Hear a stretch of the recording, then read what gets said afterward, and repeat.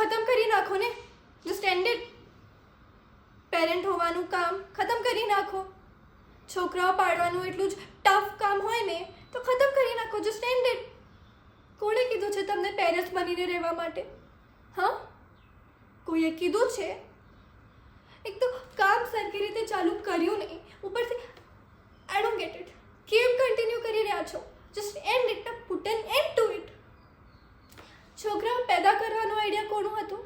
તમારું. Correct.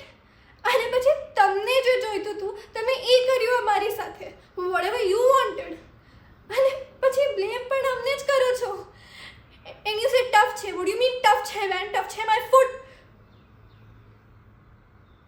How could you abandon me like that? કેવી રીતે કર્યું તમે? હા, કેવી રીતે કર્યું તમે? મને છોડીને કેવી રીતે જઈ શકતા હતા તમે? અને પછી પાછું લેવા પણ એટલા માટે આવ્યા કેમ કે હું સેકન્ડ સ્ટાન્ડર્ડ ફેલ થઈ ગઈ. Yes, I fail the second standard. બાપરે, શેમ શેમ. ડમ કાયરા fail the second standard.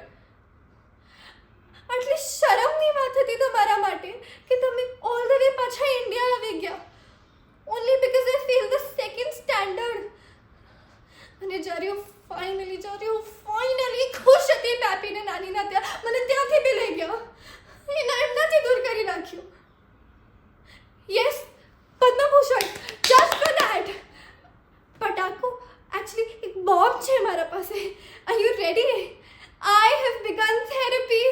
Yes, હું દિમાગના ડૉક્ટર પાસે જાઉં છું. તો અગર તમને મને પાગલ બોલાવી હોય ને તો હમણાં જ કહી નાખો. Come on, say it to my face. Say it. Oh my god, I am crazy. Kuku, Kaira's gone mad. આ જ વિચાર છે ને તમારા? મારા જેવાને પાગલ સમજો તમે.